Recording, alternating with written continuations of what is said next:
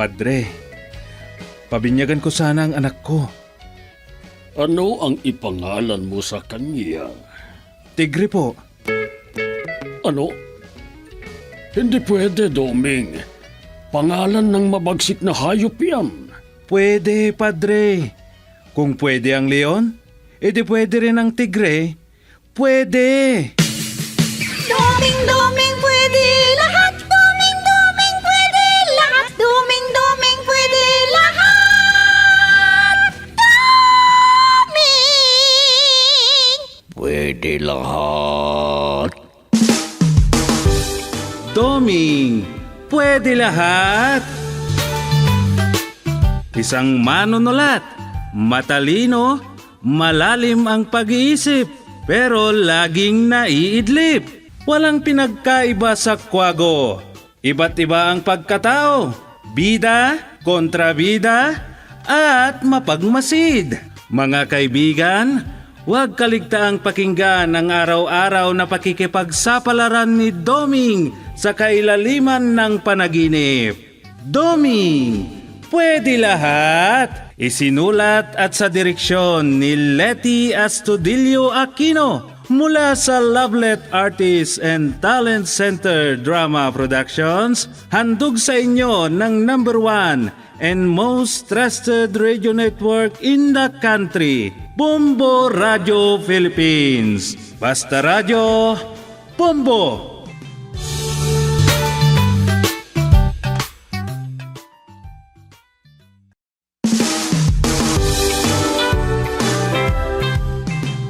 At ngayon, inyong pakinggan ang pakikipagsapalaran ni Doming sa ilalim ng panaginip.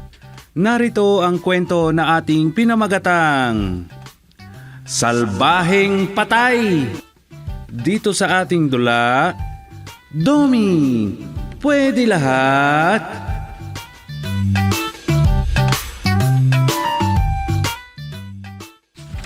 Maganda din itong isinulat ng kapareho kong contributor na manunulat sa Ilocano Magazine.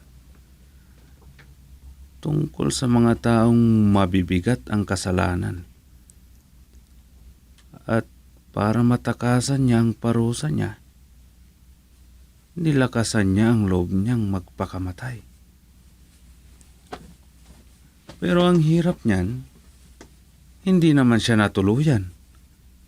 Pero nagkunwaring patay. Aalis na ako, Dom. Dadaanan ko si inay. O sige, mag-iingat kayo sa punerarya. Oo. Pero ano naman ang dapat naming pag-ingatan, Dom? Wala namang masamang taong pumupunta doon. Kung tutuusin, mga namatay naman ang napupunta doon. Ayun na nga. Baka mamaya akala nyo bangkay ang nilalamayan. Yun pala, nagkukunwaring bangkay lang. Anong kunwaring bangkay? Kunwaring bangkay? Kunwaring patay lang. Ano? May ganyan pala? Ay sus, hindi nyo masasabi na lahat ng nakikita nyo na hindi humihinga ay bangkay na. Ano? Marami ng kalokohan ang mga walang Diyos na tao ngayon. Marami ng mapagsamantala. Oo, alam ko ng mga yan. Oo nga pala, isinampay ko na yung mga nilabhan ko kagabi. Pakikuha mo na lang mamaya kung tuyo na. Huwag mo nang antayin hanggang mamayang hapon dahil baka maulanan na naman. Oo, Pupunta ka ba sa barangay hall? hindi na siguro. Hindi naman ako ang officer of the day. Mabuti naman kung ganon. Magsaing ka na ng pananghalian mo. Mag-scramble egg ka na lang na ulam mo kasi hindi ako nakaluto. So sige. Bahala na ako mamaya. Sige, aalis na ako. Yung mga bilin ko ha, lalo na yung mga labada. Di bali at mga damit mo naman ngayon. Oo, huwag kang mag-alala. Damit ko daw lahat. Alis na ako. Bye-bye.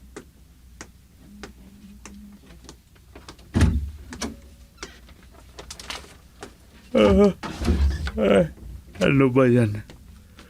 Di pa nakalayo si Rosa.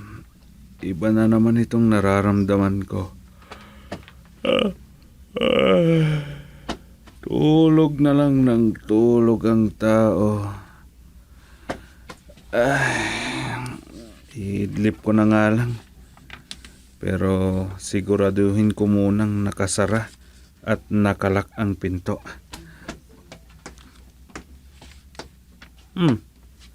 Sabi ko na nga ba nakalimutan ni Rosa na isara.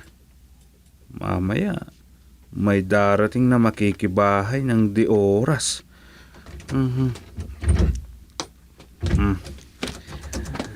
Yan. Pwede na akong umidlip. Akalain nila sa labas na walang tao dito sa loob.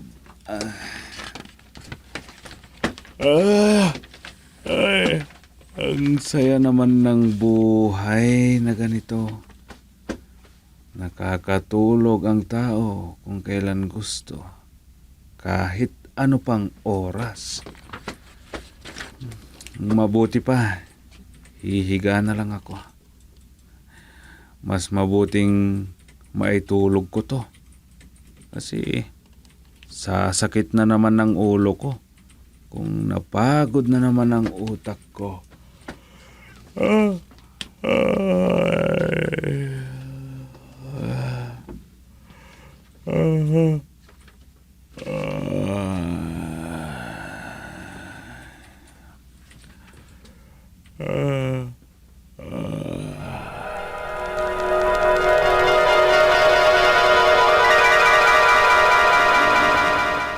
Rosa, taga saan niyang nakahimlay? Taga Sambangki. Ano naman daw ang ikinamatay niya? Sabi ng asawa niya, baka daw atake sa puso. Hindi naman daw kasi nila dinala sa ospital. Kaya hindi talaga nila alam ang dahilan ng pagkamatay niya o kung ano ang sakit niya. Ganun ba? Grabe naman sila. Hinayaan na lang nilang nawalan ng buhay? Siguro. Nagtuturoan pa nga yung 5 anak nila kung sino ang mag-aasikaso. Yan ang hindi maganda. Ano naman ang silbi nilang mga anak kung ganyan? Kaya nga, Kawawa naman. wala pa naman yung sepulturero. Kasi siya ang sinabihan na maghahanap ng paglilibingan ng bangkay. Oo nga pala, Dom. Nag-resign na yung make-up artist. Na naman? Hindi ba bago pa lang yon na tiga make-up nyo? Tiga make-up ng bangkay ka mo. Ay, oo nga pala. Pero yun na din yun. Kung ganun na nag-resign, di maghanap kayo ng kapalit niya. Pero yung nakahimlay ang iniisip ko. Kawawa naman. Parang wala talaga silang awa sa ina nila, no? Parang ganun na nga. Asan na kaya si Itay? Nandun. Kasama ng mga nagtutong-its. Diyan sa may kusina. Nakita ko diyan na nagsusuksok ng baraha. Siya yata ang nananalo. Ganun ba? Oh, Dom. Pag may oras ka, dumaan-daan ka sa kusina. Maraming pagkain doon. Oo, sige. Pero hindi naman ako nagugutom. Sige. At pupunta na ako sa kusina. Sige, pupuntahan ko naman si Inay.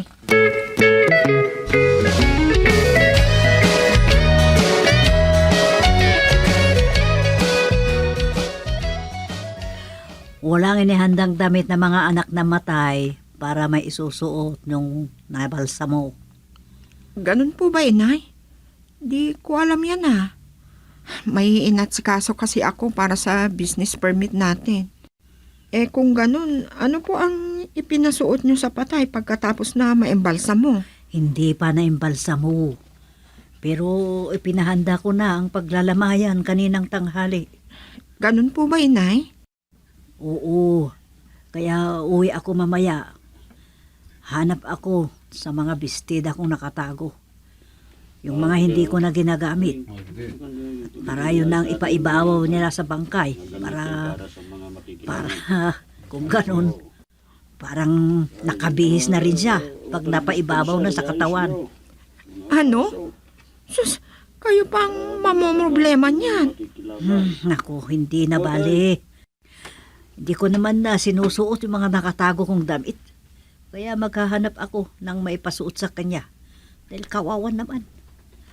Ay, maalala ko kasi, meron yung binigay ni Ipag Sandra. Yun ang hanapin ko. Sige, inay. Bahala na po kayo. Di bale, at hindi nyo naman damit. Kung damit nyo sana, ako na ang magsasabing huwag na. Oh, bakit naman? Ayoko, nay. Eh di parang kayo na ang nakakabaong kung damit nyo ang ipapasuot nyo sa lalamayan.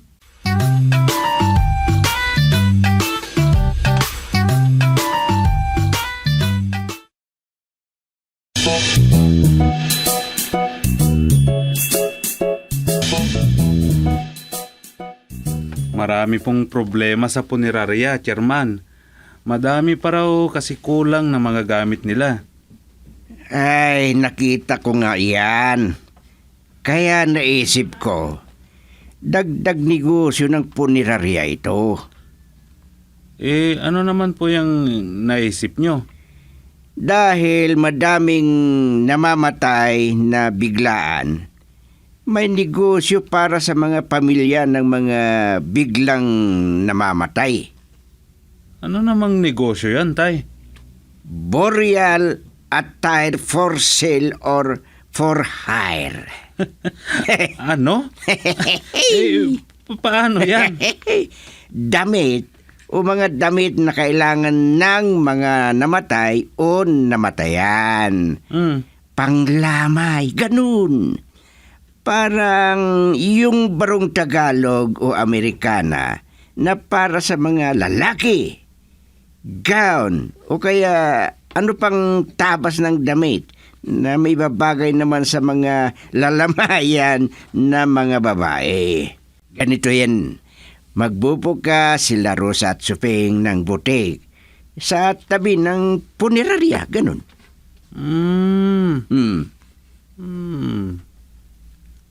Kahit hindi butik, Itay. Oh. Tailoring shop. Ha? Ay, tumpak! Mas okay na naman yan. Para pwede ring magpatahi para sa mga lalamayan. Mananahi naman si Inay, di po ba? Oo. Kung maglilip ng mga natastas na laylayan ng mga pantalon, madali lang yun sa kanya. Ha? Ganito yan. Balik tayo sa punerarya bukas. Mag-usap-usap tayong apat tungkol sa negosyo na yan.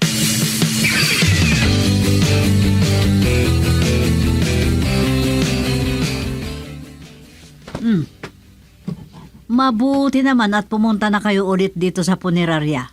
Akala namin kung hindi na kayo babalik dito. Nung wala kayong pakialam dito. Hindi naman na. Andito pa rin kami na susuporta sa inyo. Thank you. Oo naman. Hindi naman namin kayo pababayaan dito. Sa katunayan, nagpunta kami dito kasi may naisip kaming dagdag negosyo. Negosyo natin na maidagdag sa punerarya. Para sa kabutihan siguro ito ng mga namatayan na maglalamay dito na hindi nakapaghanda para sa lalamayan nila. Ano naman yan, itay?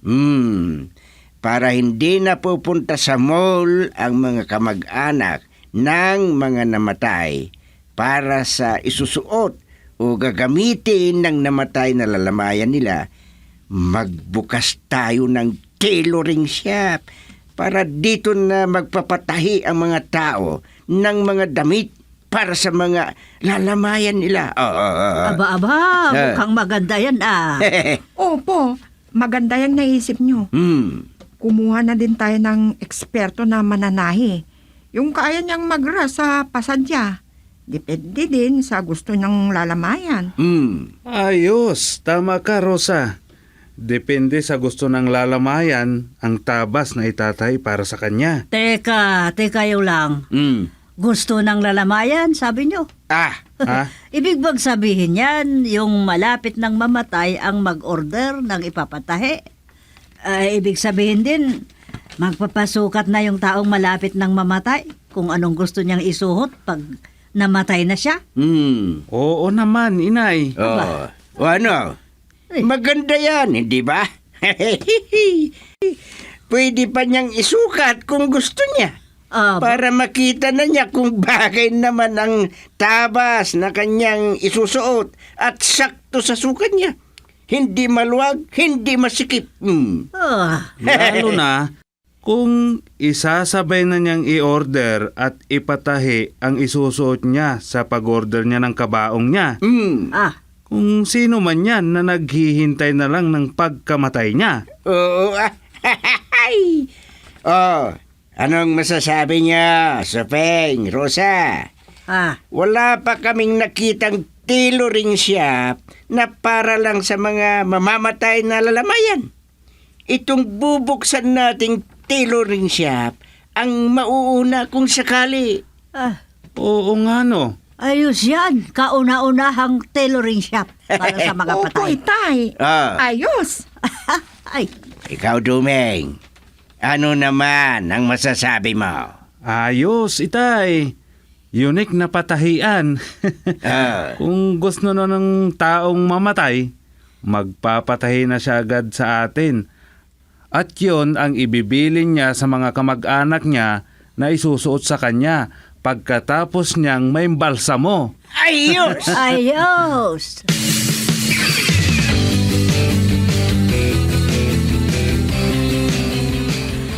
Ay, isa na namang kaluluwa ang sumalangit. Iyon ay kung mapupunta sa langit ang kaluluwa niya, inay. Aba, bakit mo naman nasabi ang kanyan, Rosa? Siyempre, hindi naman natin alam kung talagang naniniwala sa Diyos ang namatay o hindi. Dahil kung hindi naniniwala sa Diyos, makakarating ba naman sa langit ang kaluluwa niya? Ay, sa bagay nga. Tingnan mo si Bungo na imbalsamador. Tatalon-talon doon. Nakausap ni Dumeng. Tingnan mo, kausap niya si Dumeng sa may gate. Ay, oo nga no. Parang tuwang-tuwa. Oo nga. Hindi pa niya isa nara ang gate. O yan, paparito na si Doming, inay. Bakit kaya? Dumeng. Ayos na naman daw, sabi ni Bungo. Bakit? Ano na lang ang sobrang kinasasaya ni Bungo doon? Anong kinatutuwa ni Bungo, Dom? Sinabi ko kasing may paparating na namang bangkay na iimbalsamuhin niya. Yun ba? Oo, ini-enjoy niya ang pag-iimbalsamo. Tuwang-tuwa siya. Excited na mag-embalsa mo?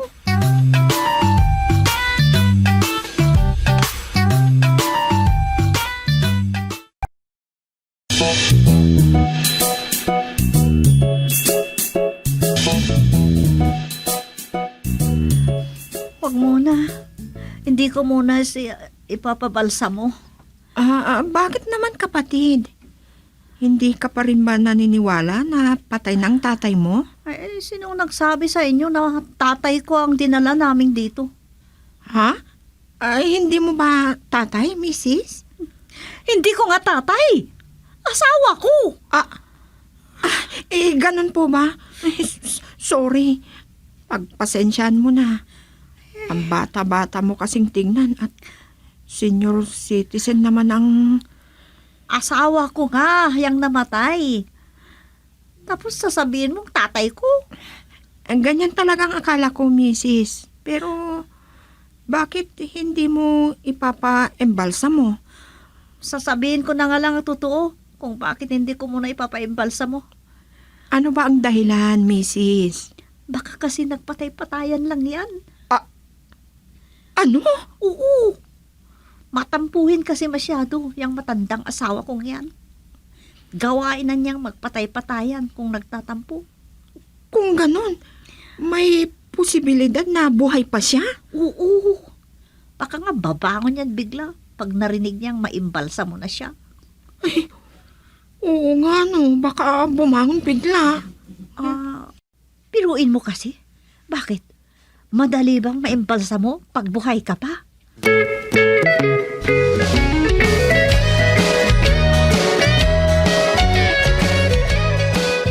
Ang galing naman nun. At kaya niyang mag-akmang patay sa loob ng ilang oras. Ganyan nga din ang sinabi ko, Chairman. Pero meron daw siyang teknik. Teknik? Ano yung teknik na magkunwaring patay? Opo, Hmm. ginawa niya na daw ng ilang beses yun. Pero ngayon lang naisip ng asawa niyang dalhin sa punerarya. Nagsawa na din siguro. Ay, hindi ko maintindihan kung paano kasi naging mag-asawa ang mga yun. Mahal na mahal siguro ng babae yung asawa niyang yun, ano? Ang masasabi ko lang dyan, baka naman sugar daddy niya. Posible yan. Maaring mayaman yung asawa niya. Baka pensyonado pa. Pwede rin ganyan nga. O kaya, pwede ring gold digger yung asawa niyang babae na bata. Pwede rin. Manghula na lang tayo. Andyan na lahat. Ay nako, ganito. Magpunta naman din daw tayo kunwari makilamay mamayang gabi, ano? Ha?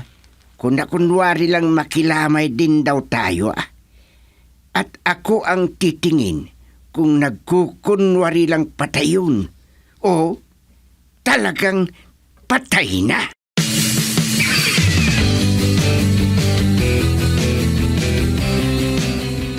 Tapos na ang usapan ni Nay. Ay oo. Di bale, meron naman tayong koordinasyon kay Mrs. Di Maluma. Desidido naman siya. Nagmahal naman siya ng totoo, Nay. Oo nga daw, kaya lang wala naman daw siyang napala. Oo nga daw. Kaya nakapag-desisyon na din siya. Ala, tayo na sa lamayan, Rosa. Nauna na doon si tatay mo at si Duming.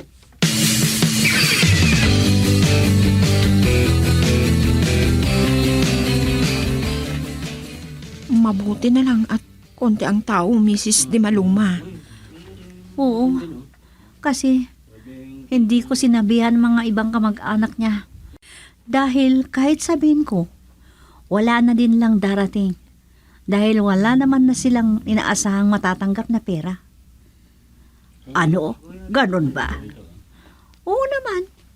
Dahil kanino pa ba sila manghihingi ng pera? Andyan na. Nakaunat na dyan yung kamag-anak nila. Oo, di kaya naman nakukonring nakaunat na lang. Nagpatay-patayan. Grabe naman ang kanya. Sige. Andyan na sila. Wala nang rason para hindi pa maimbalsa mo ang bangkay na yan. Kailangang maimbalsa mo na at baka magkalat pa ng mabahong amoy. At hangin o kaya virus na makapagdulot ng sakit sa mga buhay. Mabuti sa kanya dahil siya ay patay na. Oo, Chairman.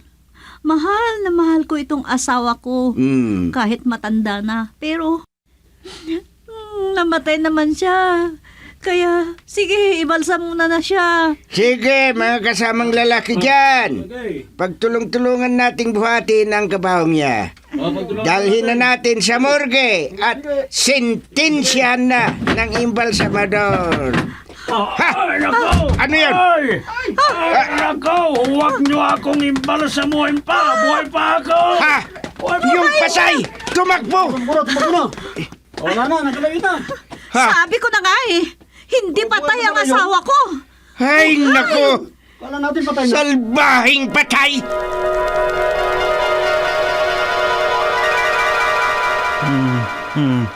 Salbahing patay.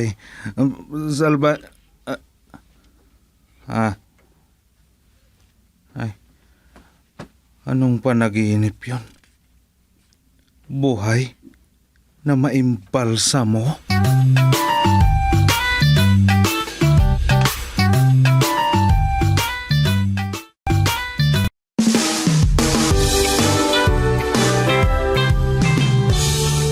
Diyan nagtatapos ang isa pang kwento dito sa ating dula.